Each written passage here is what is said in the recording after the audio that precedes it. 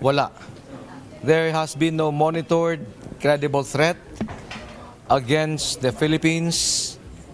First and foremost, what is happening in the Middle East right now is a regional conflict. Malayo umanong maging target o madamay ang Pilipinas sa nangyayaring gulo sa pagitan ng Estados Unidos, Israel at Iran. Ayon kay Rear Admiral Roy Vincent Trinidad, tagapagsalita ng Philippine Navy sa issue ng West Philippine Sea, ang nangyayari ngayon ay isang regional conflict na nakasentro lamang sa Middle East na malayo sa Pilipinas. Iran has been attacking the Gulf states within the range of her missile capability, 2,000 kilometers. We are 7,500 kilometers away. So wala tayong threat. Maliban nun, wala na monitor na credible threat against us. Wala siyang dahilan. Wala rin aniyang proxy o kakampi ang Iran na ibang grupo o bansa na maaaring gamitin sa Southeast Asia para kumilos laban sa Pilipinas. Ang kakayahan ng Iran ay nakadisenyo lamang para sa Gulf states. They have no proxy, state or non-state actors in the Southeast Asian region that could be used as staging areas.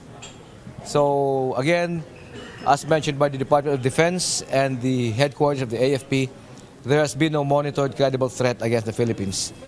Nilinaw din ni Trinidad na ang mga Enhanced Defense Cooperation Agreement o EDCA sites ay nasa loob ng kampo at pasilidad ng sandataang lakas ng Pilipinas.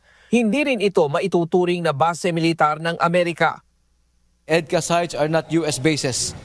The Supreme Court has ruled in 2016 that these are all legal, they are Philippine territory, so we should not give out the wrong information so as to cause undue alarm.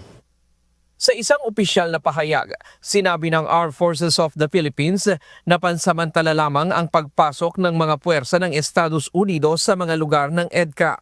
Layunin nito na mas mapabuti ang pagtutulungan ng dalawang bansa, pag-iimbak ng mga gamit, pagtulong kapag may sakuna at pagbibigay ng tulong sa mga nangangailangan. Nakatutulong ang kasunduang ito para mas maging handa ang Pilipinas sa depensa at sa pagtugon sa kalamidad. Hindi nito pinapahina ang seguridad ng bansa. Dapat maging maingat ang publiko sa mga impormasyong kumakalat sa social media ng walang sapat na basehan dahil maaari itong magdulot ng takot at kalituhan sa mga tao. Ryan Lacanlale, UNTV News and Rescue. Diyos ang aming sandigan, serbisyo publiko ang aming pinahahalagahan.